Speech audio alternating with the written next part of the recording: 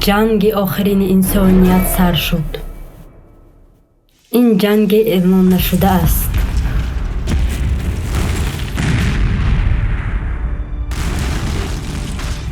Wrapped up your present? Perfect timing because I'm not in the house. Yeah. Birdie's presents got wrapped. Not yours. Whoa, this is definitely the worst storm we've had here so far, isn't it? Oh my goodness, this is the worst thing ever. Probably got a bit scared, but I can't even imagine.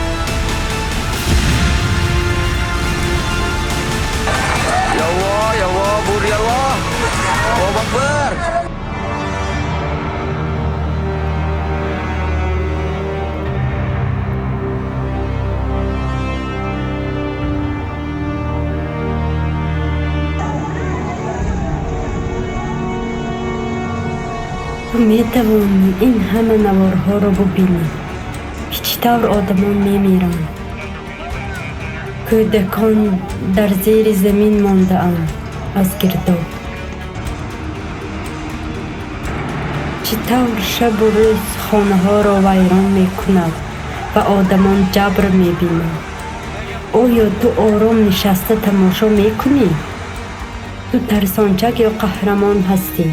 و این سوال خود راستقولانه جواب ده. آخر امروز تو به این کادرها از اکرام میگیری. لحظه فرا میرسد که همه ما اشتراکچی این ارمگدان میشویم. اگر امروز برآمد نکنیم همچون فرانت یگانه به مقابل دشمن عمومی، دشمن در آستانه نیست. دشمن الکی در خانه ماست. او حمله میکند، می آید، ما را عذاب می دهد و می کشد و ما حتی مقاومت پیشنهاد نمی کنیم. The sounds that I was hearing was like a war zone. People crying and begging for help. Alex! Alex! Tornado! Tornado! Tornado! Get up, girl! Get up, girl! Alex! He's outside! Boys! Boys! Get up! Get up! Get up! I don't know who's watching. We got hit by a hurricane. I'm at work in Mayfield. And we are trapped. Please, y'all, get us some help.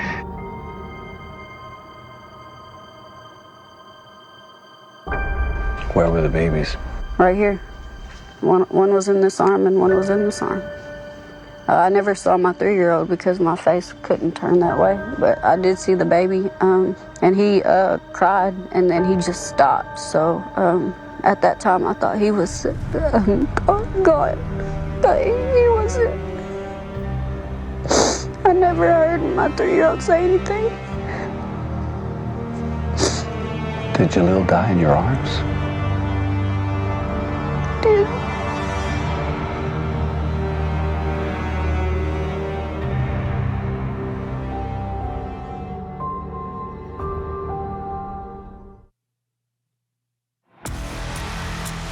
چهارم دکبر سال 2021 در کنفرانس بین‌المللی بحران جهانی وقت حقیقت، آدمان حقیقت را درباره دشمن عمومی تمام انسانیت صدا دادند.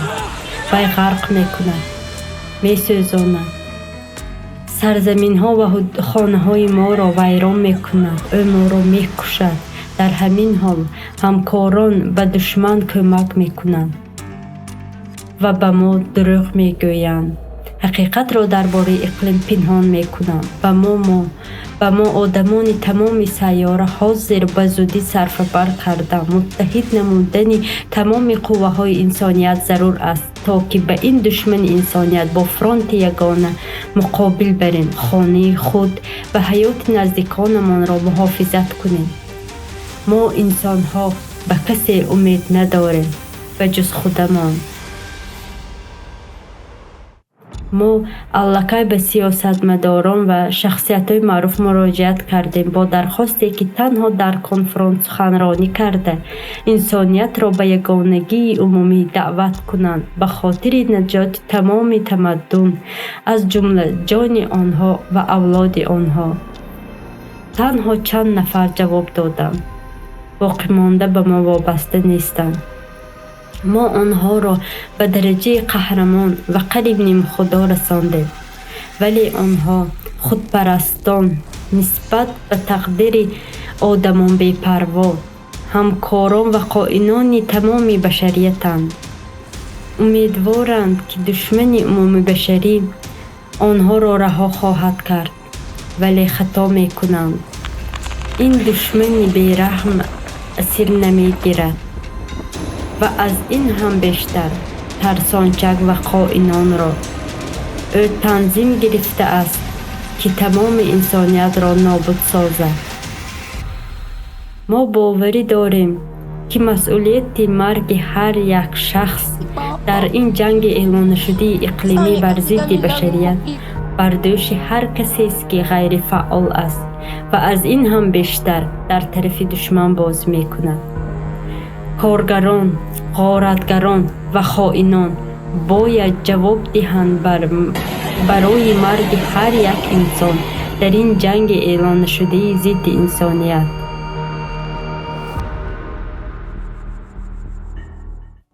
ҳафтаи майи соли 2022 қадами муҳими стратегии мо ба сӯи пирӯзӣ бар душмани умумӣ гузошта мешавад.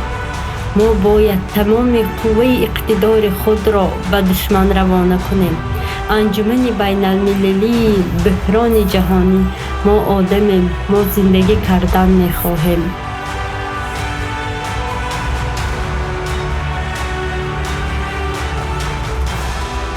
мо дигар ба шахсиятҳои машҳур ё сиёсатмадорон муроҷиат намекунем. вақтро беҳуда сарф карданро бас кунед. ҳеҷ кас ба мо кӯмак намекунад, на Рембо, на Терминатор ва на дигар қаҳрамонҳои экран. мо ба мардум муроҷиат мекунем. агар дар байни истораҳо ва сиёсатмадорон одам бошанд, худашон ба мо мепайванданд, зеро онҳо одаманд. вақти қаҳрамонон аст ва қаҳрамони ҳақиқӣ ту ҳастӣ, ки ҳақиқатро ба ҷаҳон мерасонӣ, душманро фош менамояд ва қувваҳои инсониятро ба як мушт зада барои душман сафарбар мекунад. айни замон ин амалҳои стратегӣ ва воқеан қаҳрамонона ва тактикии ҳар яки мо ба хотири наҷоти тамоми башарият, ба хотири наҷоти ҷаҳони мо.